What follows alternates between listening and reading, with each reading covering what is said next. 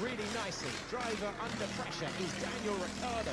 Not the most efficient first. Hello and welcome to a new video on the Pitlane Chronicles. My name is Eben and today we focus on the blue color tractor, also called Alpine F1 team. Now Alpine currently in the World Constructor Championship is in the 10th position.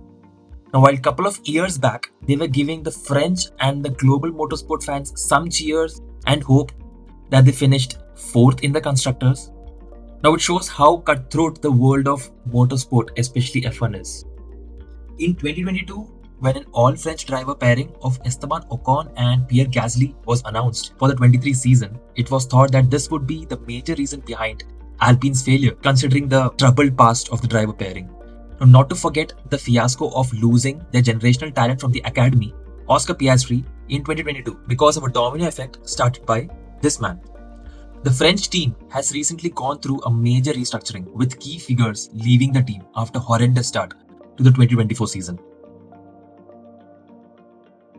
I think it's fair to say that even before their current struggles, the Renault Group's relationship with Formula One has always been a complex and often a vociferous one. We go few decades back when the French outfit started their journey in the sport in the year 1977. With the engineer driver Jean-Pierre Javoil wearing a home Grand Prix in the 1979, they started dreaming big. Due to severe unreliability in 1980s, things faded off and the main man possessing the unique skill set of engineering expertise and driving ability left for a competitor. After getting a young French driver, Alain Prost, to maintain their all-French philosophy, it all ended in heartbreak with certain mishaps from the team and gamesmanship from their competitors, Brabham, in the year 1983. Even more concerning was Renault were outscored in 1984 by their own customer team, Lotus, who had clearly put together a superior chassis and who themselves became frustrated by the reliability issues from the French engines. Now, wait a minute.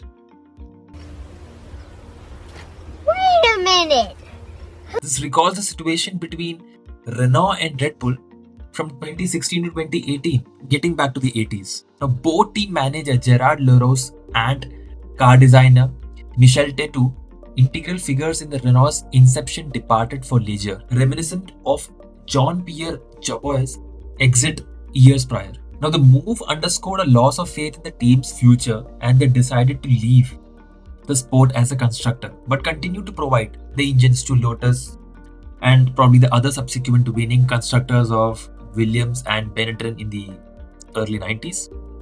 Now jump to the early 2000s. Renault came back as a proper constructor team again in 2002 after Renault, the brand, purchased Benetton Formula Limited. Now there is no doubt that the Renault marquee is capable of F1 glory if they apply themselves, as it proved in 2005 and 6, where in their second attempt at an F1 Works team yielded 2 driver championships for Fernando Alonso and 2 constructor crowns. Now in that case, had a strong foundation in a place which was largely left alone. Now they left the sport again in 2011 and resumed being an engine supplier to Red Bull Racing and Lotus, to only make a return 6 years later in 2016 by buying out their former buyer, Lotus. Now you guys must be wondering, why am I telling you all this story? The thing is, Renault runs a team into the ground, sells it, and then when the team is doing well again, buys it back, then runs it into the ground again, sell it, buy it, and so and so and so. In short, it's a loop. Now let's focus on what are the current problems facing this current Alpine team. Former technical director Matt Herman, prior to his resignation, mentioned like some really glaring issues with the current car. Number 1, power unit. It's so lacking compared to the opposition.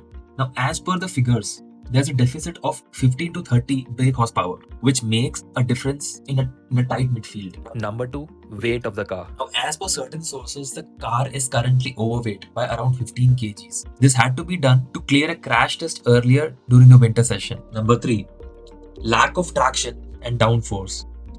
Now, lack of CLR, which means more rear downforce required to balance out the downforce at the front. Now, it's hard to claim that a company culture can survive totally unchanged for some 40 years and across what are technically two different teams, but there are definitely some striking similarities between the two. Both teams clearly have had deeper issues than just personal. Currently, Alpine has introduced The three-pillar structure with the three technical directors, each specializing in different areas, just like it's working out for McLaren. Write down in the comments below, what are your thoughts about Alpine as a constructor moving forward, and do you see them remaining in the F1 space after 25, or will they be bought or replaced by some other team?